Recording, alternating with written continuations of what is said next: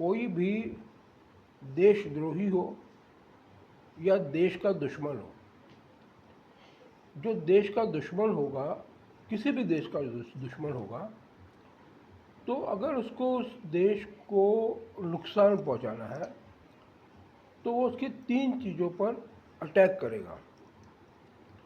एक, उसकी सेना पर, जो उसकी सीमाओं की रक्षा करती है।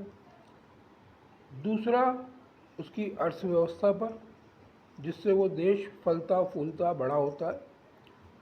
और तीसरा, उसकी संस्कृति पर, जिससे एक देश का अस्तित्व बना रहता है। ये 3 चीज़ें प्रमुख होती है जिससे एक देश सुदृढ़, शक्तिशाली और संपन्न होता है। और जो भी देशद्रोही होगा या देश का दुश्मन होगा, वो सबसे पहले इन 3 चीज़ों पर हमला करके उस देश को कमज़ोर करने की कोशिश करेगा। ऐसा एक नेता हमारे देश में मौजूद है जो देश की सेना पे हमला करता है, देश की अर्थव्यवस्था पे हमला करता है और देश की संस्कृति पे हमला करता है। उसका नाम क्या है, सब जानते हैं, और नहीं जानते हो तो मैं बता देता हूँ। उसका नाम राहुल गांधी है।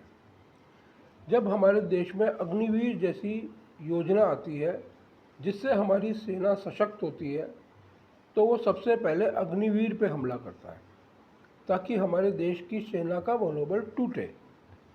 फिर वो हमला करता है हमारी आर्थिक अर्थव्यवस्था पर, जिसको वो बार बार ये बताने की कोशिश करता है कि हमारे देश की अर्थव्यवस्था सही नहीं चल रही है, उसमें बहुत सारे लूपहोल्स हैं, और जो अर्थव्यवस्था आज के देश में दिखाई जा रही है कि हम तीसरे नंबर की अर्थव्यवस्था है, वो गलत है। और तीसरा, वो जो हमला करता है हमारे देश की संस्कृति पर, जिसमें वो बार बार ये बताने की कोशिश करता है कि किस तरह से यहाँ पे हिंदू, मुस्लिम, सिख, ईसाई, बाकी लोग आपस में एक दूसरे से नफरत करते हैं, एक दूसरे से लड़ते हैं, एक दूसरे के प्रति घृणा है, जिससे इस देश में विभाजन पैदा हो। यहाँ तक कि वो तो उत्तर, दक्षिण, पूरब, पश्चिम के में भी कोशिश करता है कि उसमें भी विभाजन हो। तो एक ऐसा देशद्रोही जो हमारे देश में मौजूद है, और न सिर्फ मौजूद है बल्कि एक अच्छी पोजीशन उसको मिली हुई है, लोकसभा का विपक्ष का नेता, अगर वो हमारे देश के साथ ऐसा खिलवाड़ कर रहा है तो उसके साथ क्या किया जाना चाहिए। मुझे लगता है सरकार को इस बारे में सोचना चाहिए, बहुत जल्दी सोचना चाहिए।